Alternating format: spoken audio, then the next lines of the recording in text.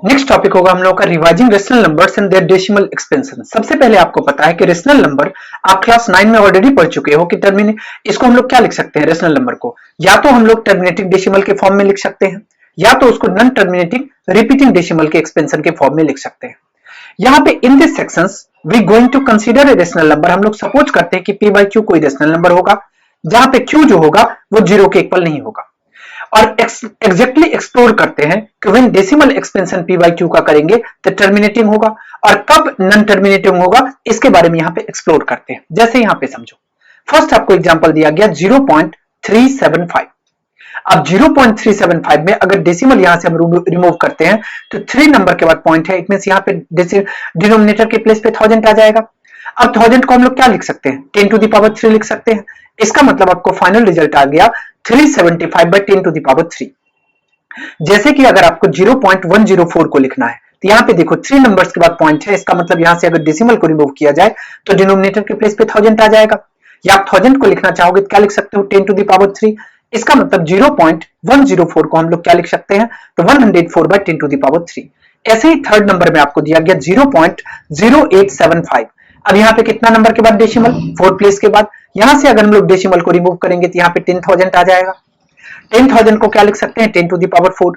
इसका मतलब 875 by 10 to the power 4 आ जाएगा। और ऐसे ही इसको हम लोग लिख सकते हैं। यहाँ पे देखो एक चीज आपने ऑब्जर्व किया, क्या ऑब्जर्व किया कि जो भी डिनोमिनेटर में नंबर्स है सबका पावर क्या आ रहा है, 10 के फॉर्म में आ रहा है। अब कह रहे हैं कि let us try and cancel the common factors between numerator and denominator. अब हम लोग क्या करते हैं, इसको अब हम लोग फैक्टराइज करके कैंसिल करने की कोशिश करते हैं। अगर 375 को फैक्टराइज करेंगे क्या लिख सकते हैं, 3 to the power 3 into 5 to the power 3। और 10 को हम लोग क्या लिख सकते हैं, 2 इंटू 5। इसका मतलब 2 का भी पावर 3 होगा और 5 का भी पावर 3 होगा। यहाँ पे देखो कि 5 का पावर 3 और 5 का पावर 3 कैंसिल, इसका मतलब 3 इंटू 2 का पावर 3 आ गया। ऐसे ही आप 0.014 को इसको अगर आप करोगे तो ये आपको कितना आ गया था, 104 बाई 10 टू द पावर 3। अगर 104 का हम लोग प्राइम फैक्टराइजेशन करेंगे क्या लिख सकते हैं, 13 इंटू 2 का होल क्यूब और डिवाइडेड बाय 2 का whole cube into 5 to the power 10। यहाँ पे 2 का क्यूब और 2 का क्यूब कैंसिल किया जाएगा आपको 13 बाई 5 क्यूब। ओके, अब ऐसे ही यहाँ पे देखो 0.87, ऐसे ही आपको देखो सबको करके दिया गया। अब यहां से क्या आपको कंक्लूजन निकला, डिवाइड करने के बाद आपको ये कंक्लूजन निकला, कह रहे कि do you see any pattern, क्या आपने कोई पैटर्न देखा। कह रहे कि it appears that we have converted a real numbers whose decimal expansion terminate into a rational number p by q where p and q are co-primes. The prime factorization of denominator has only power of 2 और power of 5। इसका मतलब आपको क्या conclusion निकला कि जब भी कभी हम लोग डिनोमिनेटर को शॉर्टेस्ट फॉर्म में लाने की या सिंपलेस्ट फॉर्म में लाने की कोशिश कर रहे हैं, हमें यह पता चल रहा है कि फाइनली हमारे पास पावर 2 आ रहा है या 5 आ रहा है।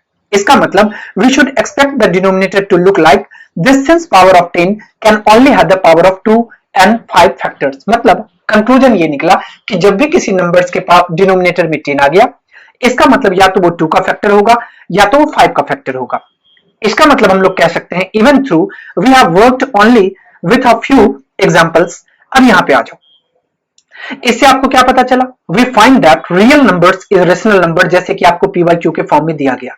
आपको हमेशा याद रखना है कि अगर उसका हम लोग प्राइम फैक्टराइजेशन करते हैं क्यू का, इट मींस डिनोमिनेटर का, या तो वो 2 to the power m n और 5 टू द पावर m के फॉर्म में आएगा, जहां पे आपको ये याद रखना होगा कि n और m जो होगा वो नॉन नेगेटिव इंटीजर्स होंगे। ओके, अब इसी पे आपको थ्योरम नंबर 1.5 दिया गया। यहां आपको कहा गया कि let x be a rational number whose decimal expansion terminates।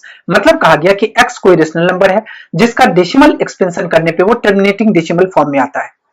Then x can be express in the form p by q, तो where p and q are coprime. जब हम लोग x को डेसिमल या इसको p by q के form में लिखते हैं, p और q जहां पे कोप्राइम होगा, the prime factorisation of q, इसका मतलब अगर डिनोमिनेटर का हमने प्राइम फैक्टराइजेशन किया तो वो किस फॉर्म में आएगा, तो 2 to the power n into 5 to the power m के फॉर्म में आएगा। जहां पे आपको ये बात ध्यान रखना होगा कि n और m जो होगा वो नॉन नेगेटिव इंटीजर्स होंगे। It's okay. अब यहां से आपको इसका प्रूफ नहीं देखना है, यहाँ पे कुछ एग्जांपल्स हम लोग समझ लेते हैं। जैसे कि आपको दिया गया 3/8, आप डिनोमिनेटर का जैसे ही प्राइम फैक्टराइजेशन करोगे तो 8 को हम लोग क्या लिख सकते हैं, तो 2 इंटू 2 इंटू 2, इसका मतलब 2 का क्यूब लिख सकते हैं।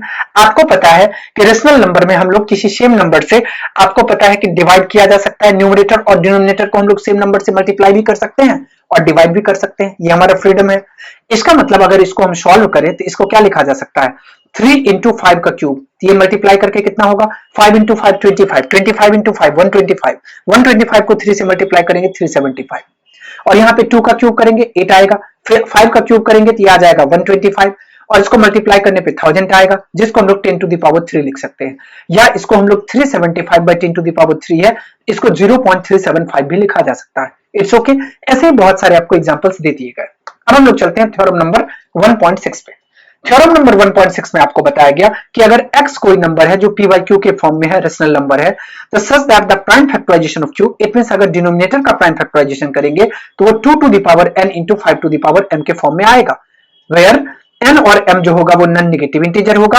और आपको याद रखना होगा कि x का जब हम लोग डेसिमल एक्सपेंशन करेंगे तो वो आपको टर्मिनेटिंग फॉर्म में आएगा। It's okay.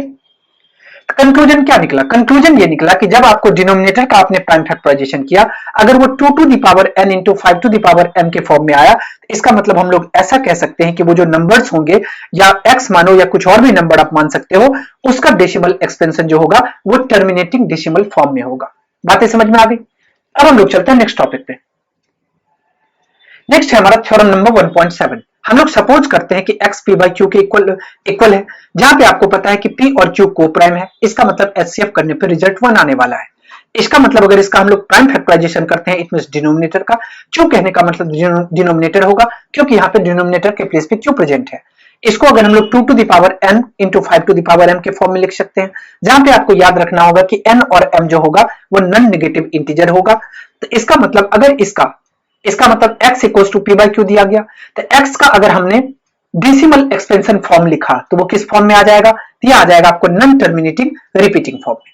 ओके, इसका मतलब हम लोग कह सकते हैं, we conclude that the decimal expansion of every rational number is either terminating और non terminating repeating. Okay, next हम लोग चलते हैं एक्सरसाइज 1.4 पे। एक्सरसाइज 1.4 का फर्स्ट क्वेश्चन आपसे पूछा गया कि without actual performing the long division, मतलब कह रहा है कि बगैर लॉन्ग डिवीजन प्रोसेस को परफॉर्म किए हुए, state whether the following rational numbers will have a terminating decimal expansion और नॉन टर्मिनेटिंग डेसिमल एक्सपेंशन। मतलब आपको कहा गया कि आपको यह पता करना है विदाउट एक्चुअल डिवीजन किए हुए कि गिवन जो आपको रेशनल नंबर है ये टर्मिनेटिंग डेसिमल फॉर्म में आएगा या non terminating repeating decimal expansion form में आएगा। ओके, हम लोग आ जाते हैं फर्स्ट क्वेश्चन पे। फर्स्ट क्वेश्चन में आपको दिया गया 13 बाय 3125, ये आपको दिया गया 13 बाय 3125।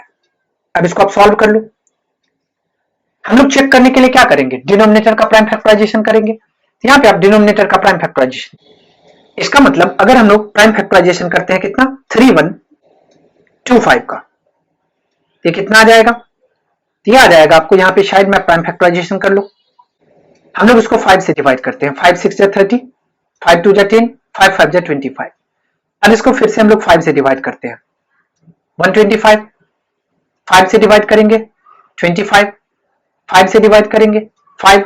इसका मतलब अगर इसका प्राइम फैक्टराइजेशन किया तो कितना आ गया, तो 5 इंटू 5 इंटू 5 इंटू 5 इंटू 5, कितना 5 आ गया, 1 2 3 4 5। इसका मतलब इसको हम लोग लिख सकते हैं 5 to the power 5।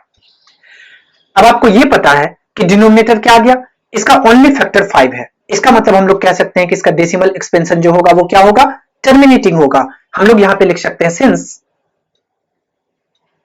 The denominator has only 5 as it factors, इसका मतलब हम लोग कह सकते हैं 13 by 3125 has a terminating decimal expansion. Okay, कैसे हम लोग कह सकते हैं, क्योंकि आपको इतना पता है कि if the denominator has only factors 2 and 5 और इन the form 2 to the power n to 5 to the power n then has terminating decimal expansion, ये तो आपको पहले से पता है। इसी के थ्रू हम लोग यहां पे कह सकते हैं, क्योंकि इसका डिनोमिनेटर का फैक्टर्स ओनली 5 आया है, इसका मतलब 13 बाय 3125 जो होगा वो टर्मिनेटिंग डेसिमल एक्सपेंशन फॉर्म में होगा। ओके, नेक्स्ट हम लोग चलते हैं क्वेश्चन नंबर 2 पे। 2 में आपसे पूछा गया 17/8 विदाउट एक्चुअल डिवीजन किए हुए आपको यह पता करना है कि इसका डेसिमल एक्सपेंशन जो होगा वो टर्मिनेटिंग हो जाएगा होगा या रिपीटिंग होगा। इसके लिए हम लोग क्या करते हैं, डिनोमिनेटर का प्राइम फैक्टराइजेशन करते हैं। मतलब आपको 8 का प्राइम फैक्टराइजेशन कर लेना है। 8 का अगर हम लोग प्राइम फैक्टराइजेशन करेंगे तो ये कितना आ जाएगा, तो 2 इंटू 2 इंटू 2। इसका मतलब ये क्या आ गया, 2 का cube.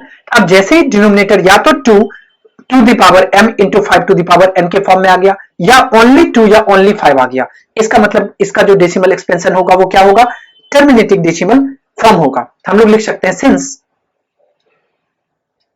The denominator has only 2 as its factors. इसका मतलब हम लोग कह सकते हैं 17/8 has a terminating decimal expansion. Terminating decimal expansion. Okay, next हम लोग चलते हैं क्वेश्चन नंबर 3 पे। थर्ड नंबर क्वेश्चन में आपसे पूछा गया 64/455। इसके लिए हम लोग क्या करते हैं, डिनोमिनेटर का प्राइम फैक्टराइजेशन करेंगे और चेक करेंगे कि ये 2 और 5 के फैक्टर में आ रहा है या नहीं। अगर हम लोग 455 का प्राइम फैक्टराइजेशन करेंगे तो इसको क्या लिख सकते हैं, साइड में कर लो। 5 से इसको करेंगे 5 9 जा 45, 5 1 जा 5। 7 से करेंगे तो ये कितना आ गया 13। इसका मतलब इसको लिख सकते हैं 5 इंटू 7 इंटू 13। ओके, अब यहां पे देखो कि 5 के अलावा यहां पे 7 और 13 भी आपको डिनोमिनेटर में प्रेजेंट दिख रहा है फैक्टर के फॉर्म में। तो आपको रूल क्या पता है कि अगर डिनोमिनेटर में 2 to the power m into 5 to the power n के अलावा कोई भी फैक्टर अगर आपको दिखाई दे, इसका मतलब इसका जो डेसिमल एक्सपेंशन होगा वो क्या होगा, नॉन टर्मिनेटिंग डेसिमल एक्सपेंशन होगा। हम यहां पे लिख सकते हैं since the denominator is not in the form of 2 to the power m into 5 to the power n, thus 64/455 has a non-terminating decimal expansion। Okay, next हम लोग चलते हैं क्वेश्चन नंबर 3 पे। सॉरी 3 तो हो गया, क्वेश्चन नंबर 5 सॉरी 4 नंबर में आपको दिया गया 15/1600। रूल क्या कहता है, आपको डिनोमिनेटर को प्राइम फैक्टराइजेशन करना है। इसका मतलब 1600 को क्या लिखा जा सकता है, इसको हम लोग लिख सकते हैं 2 इंटू 2 इंटू 2 इंटू 2 2 जा 4 2 जा 8 2 जा 16 2 जा 32 2 जा 2 2 जा 4 2 जा 8 2 जा 16 2 जा 32 2 जा 64। कितना टाइम्स आ गया, 1 2 3 4 5 6 और इंटू इसको क्या लिख सकते हैं 5 इंटू 5, या इसी को लिखा जा सकता है 2 कितना टाइम्स 1 2 3 4 5 6 टाइम्स, मतलब 2 टू द पावर 6 और इंटू क्या आ जाएगा 5 का स्क्वायर। ओके, अब आप यहां पे देखो कि जैसे ही आपने डिनोमिनेटर का प्राइम फैक्टराइजेशन किया, इसका फैक्टर आपको या तो 2 का पावर दिख रहा है या तो 5 का पावर दिख रहा है। अब आपको रूल पता है कि अगर किसी का denominator 2 to the power m into 5 to the power n के फॉर्म में आ जाए तो उसका जो डेसिमल रिप्रेजेंटेशन होगा वो टर्मिनेटिंग डेसिमल एक्सपेंशन होगा। ओके, हम लोग लिख सकते हैं since the denominator is in the form of 2 to the power m into 5 to the power n, thus 15/1600 has a terminating decimal expansion। Next हम लोग चलते हैं क्वेश्चन नंबर 5 पे। क्वेश्चन नंबर 5 में आपसे पूछा गया 29/343। अब आपको क्या करना है, डिनोमिनेटर का प्राइम फैक्टराइजेशन करना है। अगर हम लोग डिनोमिनेटर का प्राइम फैक्टराइजेशन करेंगे 343 को क्या लिख सकते हैं, 343 इक्वल्स टू दिया आ जाएगा आपको 7 इंटू 7 इंटू 7। इसका मतलब 7 का क्यूब। अब जैसे ही 7 का क्यूब आ गया तो आपको रूल पता है कि डिनोमिनेटर या तो 2 to the power m into 5 to the power n के फॉर्म में आना चाहिए। उसके अलावा कुछ भी आया तो इसका डिनोमिनेटर जो होगा, सॉरी, ये जो आपको दिया गया वो इसका डेसिमल फॉर्म क्या होगा, टर्मिनेटिंग डेसिमल एक्सपेंशन होगा, सॉरी नॉन टर्मिनेटिंग होगा। यहां पे हम लोग लिख सकते हैं 2 to the power m into 5 to the power n के फॉर्म में आता है, टर्मिनेटिंग होता है, और उसके अलावा अगर कोई नंबर आ गया इसका मतलब वो नॉन टर्मिनेटिंग डेसिमल एक्सपेंशन कहलाता है। हम लोग यहां पे लिख सकते हैं since the denominator is not in the form 2 to the power m into 5 to the power n. Thus 29 by 343 has a non-terminating decimal expansion. Okay, next हम लोग चलते हैं क्वेश्चन नंबर 6 पे। क्वेश्चन नंबर 6 में आपसे पूछा गया 23 by 2 to the power 3 into 5 to the power 2। अब यहाँ पे देखो, आपको डिनोमिनेटर का अगर आप प्राइम फैक्टराइजेशन करते हो तो यहाँ पे करने की नौबत नहीं आएगी, क्योंकि ऑलरेडी आपको प्राइम फैक्टराइजेशन के पावर में करके दे दिया गया 2 to the power 3 into 5 to the power 2। अब आपको ये रूल पता है clearly, the denominator is in the form of 2 to the power m into 5 to the power n। इसका मतलब हम लोग कह सकते हैं hence 23 by 2 to the power 3 into 5 to the power 2 has a terminating decimal expansion। Okay, next हम लोग चलते हैं क्वेश्चन नंबर 7 पे। 7 नंबर क्वेश्चन में आपसे पूछा गया 129 by 2 to the power 2 into 5 to the power 7 into 7 to the power 5। 7 number question में आपको दिया गया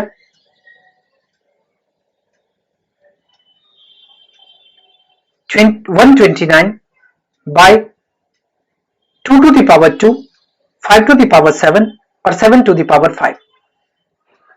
अब आपको ये पता है, we know that the denominator is not in the form of 2 to the power m into 5 to the power n। तो फाइनल कंक्लूजन तक हम लोग पहुंच सकते हैं कि hence 129 by 2 to the power 2, 5 to the power 7 और 7 to the power 5 has a non-terminating decimal expansion। Okay,